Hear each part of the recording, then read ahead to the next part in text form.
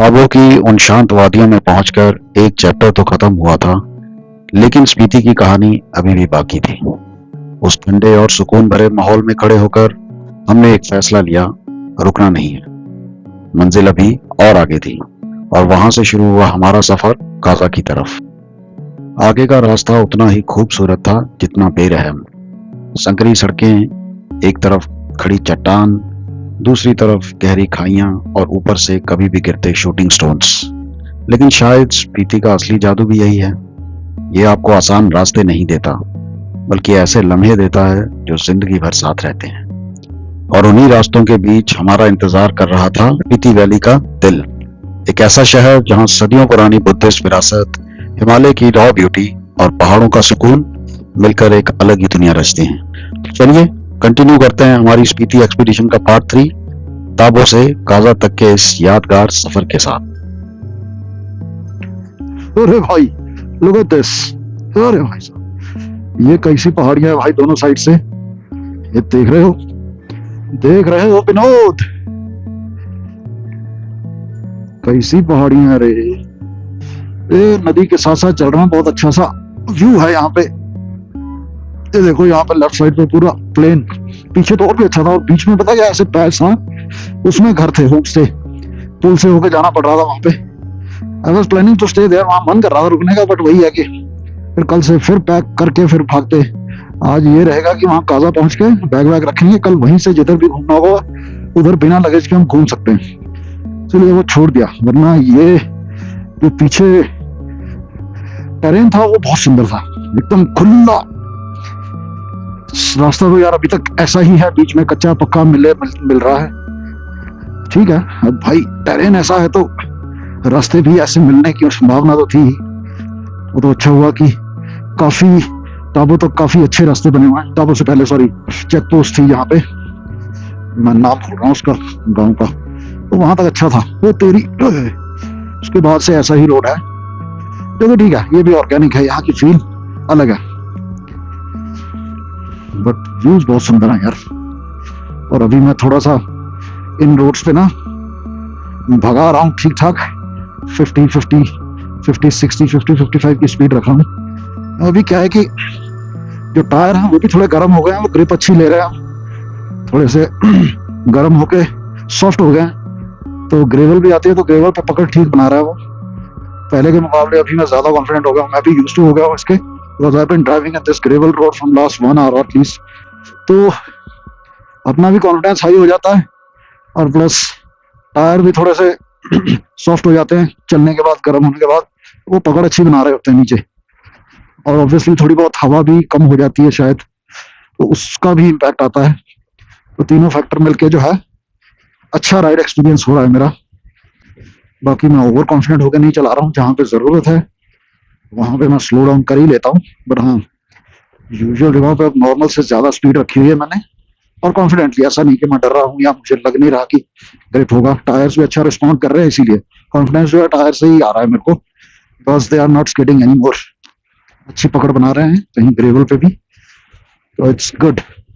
ये चला के ही यार, एक्सपीरियंस करके ही ये चीज समझ में आती है। एक बैड पॉइंट ये है कि अब सन इज अबाउट टू सेट, और जहां जहां पे सन नहीं मिल रहा है वहां पे लेग्स में ठंड लग रही है, हल्की हल्की ज्यादा, क्योंकि हवा बहुत ठंडी है और ठंड धीरे धीरे बढ़ने ही वाली है रात को। तो वैसे भी अभी तो देखो, जैसे ये वाला पैच आ गया, अब यहाँ पे धूप नहीं है तो मुझे अपने नीज के अराउंड ठंड लग रही है, हवा बज रही है ठंडी ठंडी, कंपेरेटिवली ज्यादा ठंडा लग रहा है वहां पे।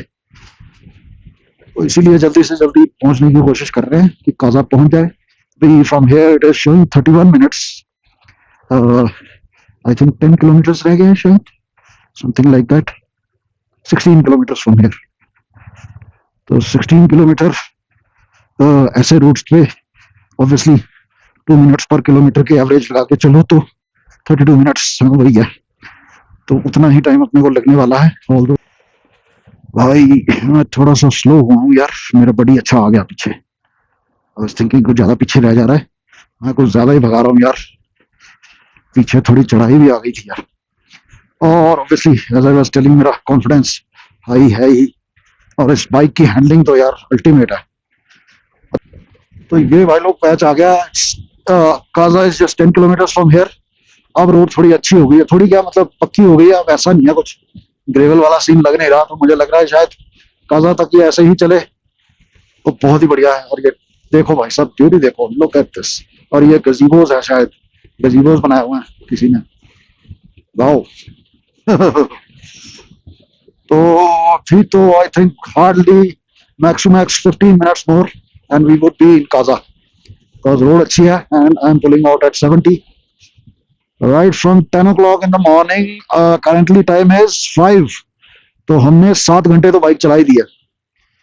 कैन यू इमेजिन, 7 घंटे में भाई पिछवाड़े का पतीसा बन जाता है अगर आपके पास एडिशनल चेयर सॉरी कुशन वगैरह कुछ ना हो, क्योंकि मेरे पास नहीं है। भाई ये साइड में देख रहे हो आप, ये स्ट्रक्चर्स कितना सही लग रहा है, बड़े यूनिक से हैं ये, नहीं? ये रास्ते में पीछे भी एक इस तरह के दिखे थे मेरे को, और उनका कलर थोड़ा सा क्लेइश था, ये थोड़े ब्लैकिश हैं, वो तो प्योर क्ले कलर के थे। वाह यार, क्या फॉर्मेशंस हैं, कुदरत के करिश्मे देख लो भाई साहब, व्हाट अ व्यू। वो दिख रहा है हमें Kaza, we have arrived Kaza, almost almost. लो अभी मित्रों, ओ काजा है यहाँ से hardly 5 kilometre from here, and वो आई डोंट नो कौन सी जगह है, वो भी सामने एक गांव दिख रहा है। पर यहाँ से यार जो ये व्यू है, लुक एट दीज माउंटेन्स, और ये बीच में डेल्टा है, बहुत ही ब्रॉड डेल्टा, और उस साइड काजा, और ये पता नहीं कौन सा गाँव है।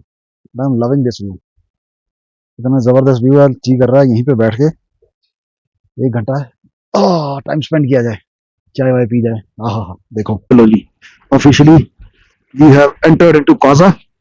ये काजा का गेटवे था, ये है अपना होम स्टे, यहाँ रुके हैं हम। This is a nice outside sitting area, यहाँ बैठ के शाम को चाय वाय पीने का नज़ारा अलग ही है। ये रही अपनी बाइक्स पीछे, और ये है कुछ हमारा कमरा। यहाँ रनिंग वाटर की थोड़ी दिक्कत है, बट भैया बता रहे थे कि है तो सही इनके पास। और ये हमारा छोटा सा रूम है, क्यूट सा। ये हमारा सामान सेट हो चुका है, ये वॉशरूम है, क्वाइट टाइडी, नाइस वन। और ये मैं हूँ, और हमारी पार्टी भी शुरू हो रही है। अब चाय बन रही है, चाय पीते हैं थोड़ी देर में, फिर मिलते हैं आपसे over and out. Till then, ये है व्यू यहाँ का भयंकर इस टाइम का।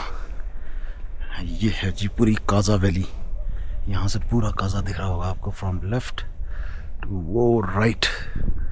ये हमारी बाइक खड़ी है यहाँ पे, मज़ेदार देखो।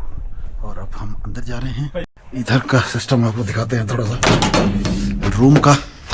ये है भाई यहाँ पे बैठक, cosy, it should be cosy, यही है। वाह, ये सेटअप है देखो यहाँ पे। ओह भाई awesome, this is really awesome. Muskan ji, Julley Julley जुले, बढ़िया बढ़िया, आप बताइए। ठीक, मस्त। ये देखो, हाय हाय हाय, काजा की देखो भाई साहब, ये यहाँ बैठते हैं। ओह क्या कोजी एनवायरनमेंट है, मज़ा आ रहा है देख के। ये कुछ व्यू है बैठक का, उधर किचन है, मैडम उधर अपना किचन में फूड प्रिपेयर कर रहे हैं। हाँ जी, गुड मॉर्निंग एवरीवन। भाई आज है 13 अप्रैल, 8:07 हो गए सुबह के। हम उठ चुके हैं, 1 घंटा हो गया, हमें चाय वाय पी ली है अभी, लेकिन बिस्तर में ये भाई नहा गया अपना। मैं अभी नहाने जाना है। आज का प्लान हमारा है सिक्किम, लांजा और ये वाले गांव कवर करने का। आज का दिन हमारा यहीं पे रहेगा काजा में, तो आगे की जर्नी आपको दिखाते हैं, बने रहिए हमारे साथ। लेकिन शायद चीचा ब्रिज भी देखेंगे, वहाँ पे कुछ ड्रोन शॉट भी आपको दिखाएंगे। ड्रोन शॉट नहीं, ड्रोन घर पे यार, ड्रोन शॉट ड्रोन भाई से बोरो करेंगे, मेरा तो ड्रोन घर रह गया। लगभग 12,500 फीट की ऊंचाई पर स्पीति रिवर के किनारे बसा ये छोटा सा शहर ठंडे रेगिस्तान और बर्फ से ढकी पहाड़ियों के बीच किसी ख्वाब से कम नहीं लगता। ये सिर्फ स्पीति वैली का सबसे बड़ा टाउन नहीं, बल्कि पूरी वैली का दिल है। जहां से हर रास्ता एक नई कहानी की तरफ ले। काजा तक तो हम पहुंच गए थे, लेकिन स्पीति ने अभी अपने सबसे खूबसूरत राज हमसे छुपा कर रखे थे। अगले पार्ट में हम एक्सप्लोर करेंगे काजा के इन्हीं छुपे हुए राजों को और आपको ले चलेंगे लांगजा की उन वादियों में जहां कभी टेथेस सी हुआ करता था। फिर पहुंचेंगे हिक्किम, जहां मौजूद है दुनिया का सबसे ऊंचा ऑपरेशनल पोस्ट ऑफिस, और उसके बाद कॉमिक, दुनिया का सबसे ऊंचे मोटरेबल विलेजेस में से एक, जहां आसमान और जमीन के बीच की दूरी जैसे और भी कम हो जाती है। तो बने रहिए हमारे साथ, क्योंकि स्पीति की सबसे खूबसूरत कहानियां अभी बाकी है मेरे दोस्त। तो मिलते हैं आपसे नेक्स्ट व्लॉग में। Till then take care, bye bye, शब खैर, रब राखा।